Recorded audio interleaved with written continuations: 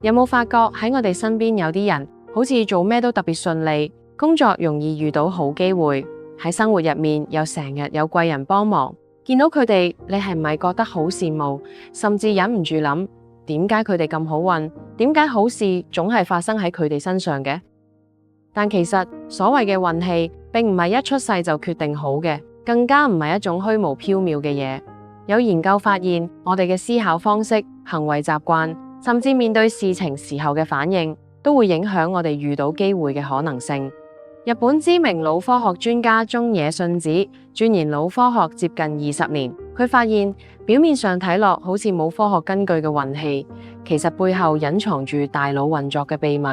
有一啲特定嘅思維模式同生活習慣，確實可以幫助我哋提升遇到好機會嘅機率。換句話講，好運並唔係單純靠等待或者天生擁有嘅，而係可以透過訓練大腦慢慢培養出嚟。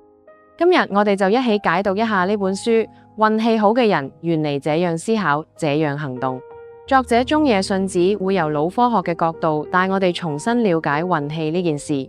咁究竟點解有啲人好似特別容易遇到好運？點解佢哋總係可以喺關鍵嘅時刻遇到機會，甚至吸引到貴人嘅幫忙？中野信子博士指出，答案其實同我哋嘅大腦運作有密切嘅關係。我哋嘅大腦並唔係一成不變嘅，而係擁有神經可塑性。所謂神經可塑性，就係指大腦會因應我哋嘅經驗、環境同埋日常習慣，不斷去調整同改變自己。而當中有兩個重要嘅科學機制，正正就係幫助我哋將神經可塑性轉化成強運大腦嘅關鍵。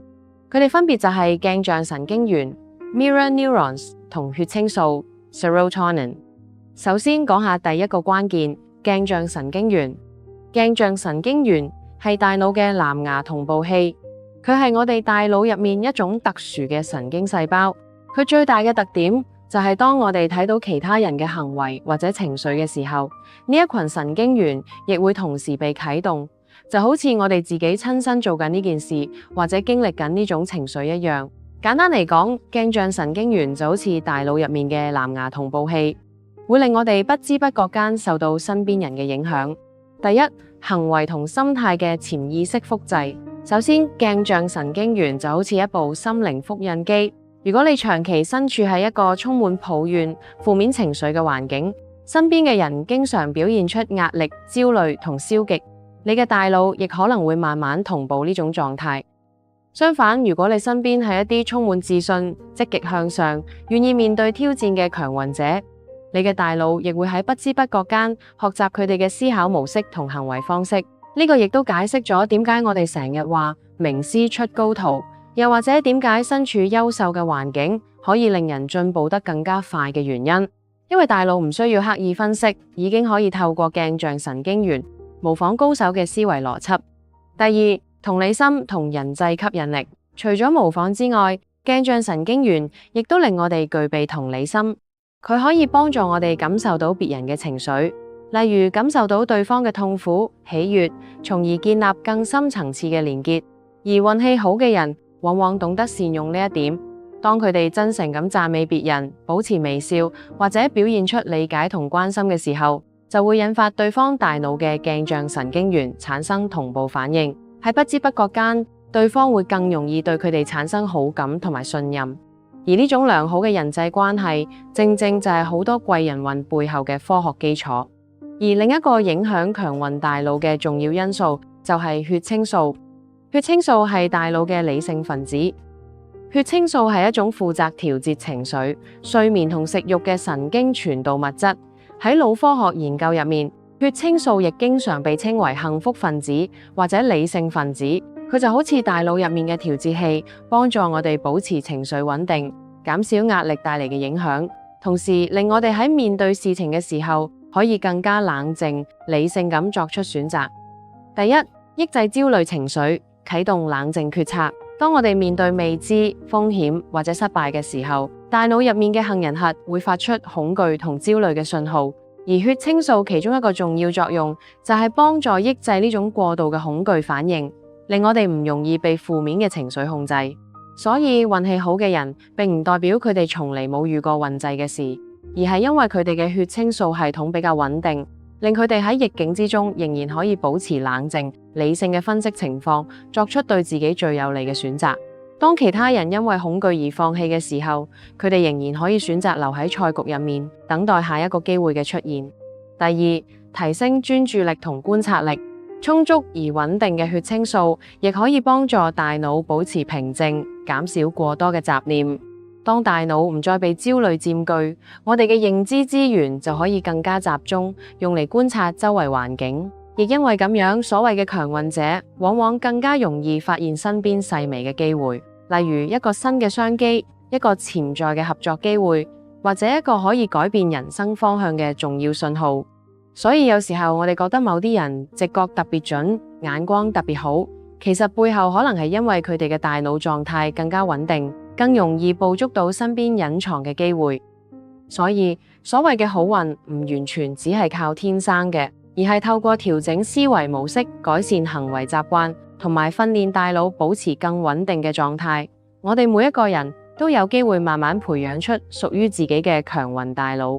中野信子博士指出，我哋雖然唔可以直接用思想去控制呢兩套大腦機制，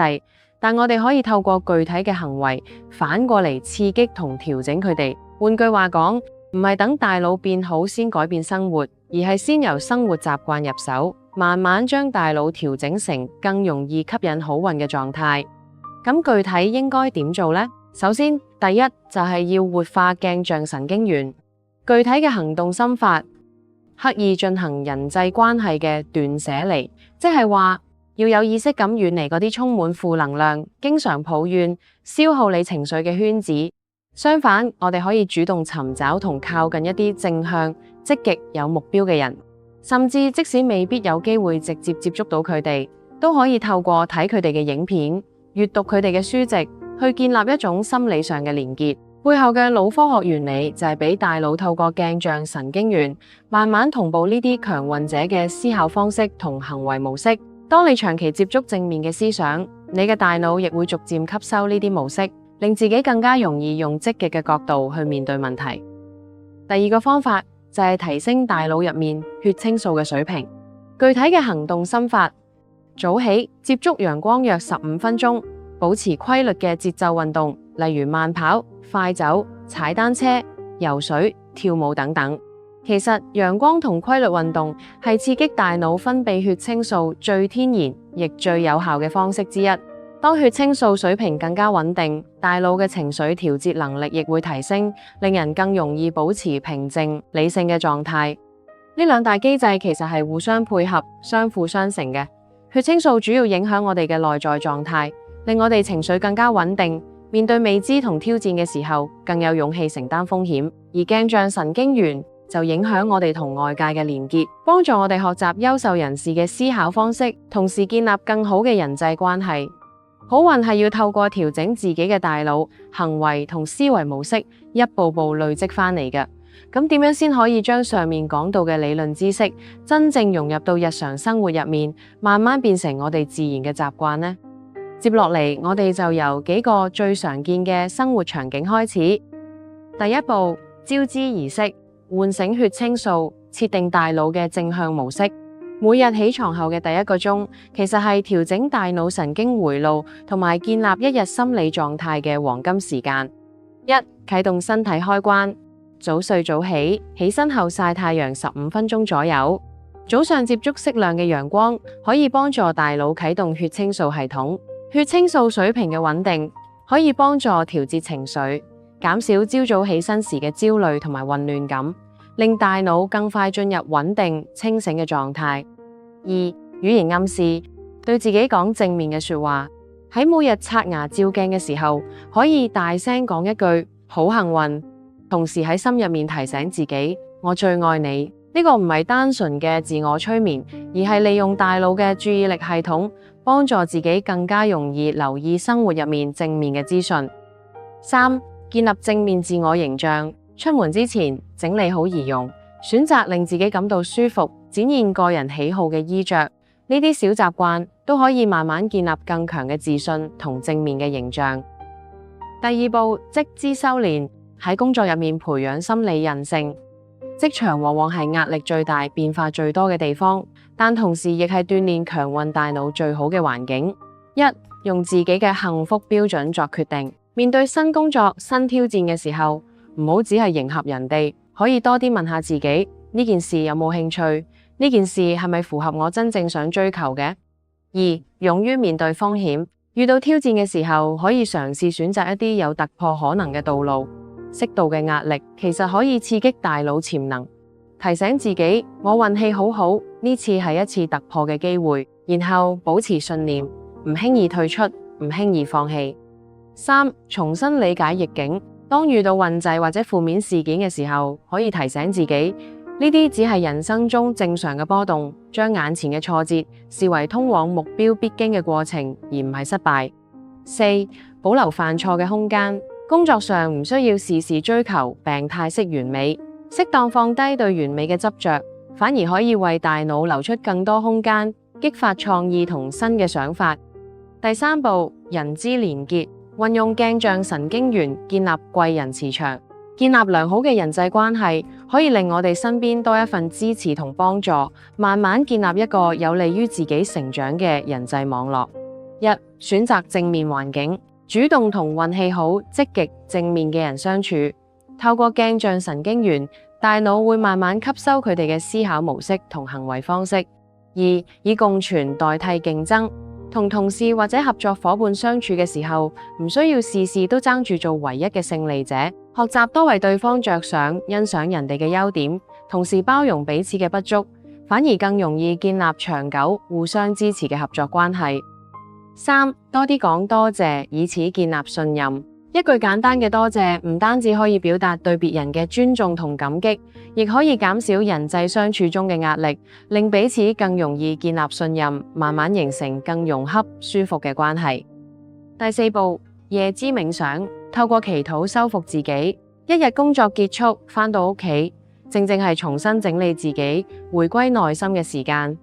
一、重新珍惜自己，可以透過日記或者內心回顧今日生活，提醒自己珍惜而家嘅自己。二、進行大格局嘅祈禱，瞓覺之前可以進行唔限宗教形式嘅祈禱，重點唔單止係希望自己成功，而係將願望延伸到共同嘅幸福。例如希望我嘅工作順利，亦可以令屋企人生活得更好，亦令合作嘅人更加輕鬆。三、擴大慈悲心，甚至可以嘗試為曾經傷害過自己嘅人或者生病嘅人送上祝福。呢種練習可以幫助大腦放低敵意，減少長期壓力，令自己喺睡眠入面得到更好嘅修復。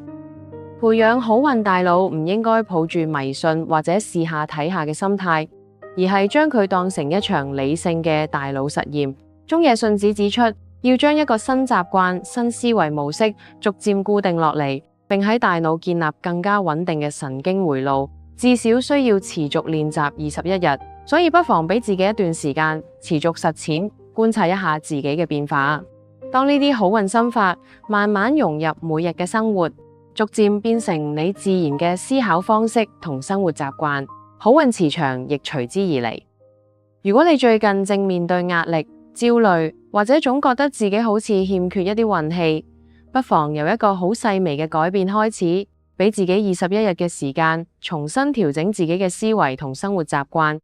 亦希望今期嘅分享可以帶俾大家一啲啟發，由改變思維開始，慢慢培養出屬於自己嘅強運大腦，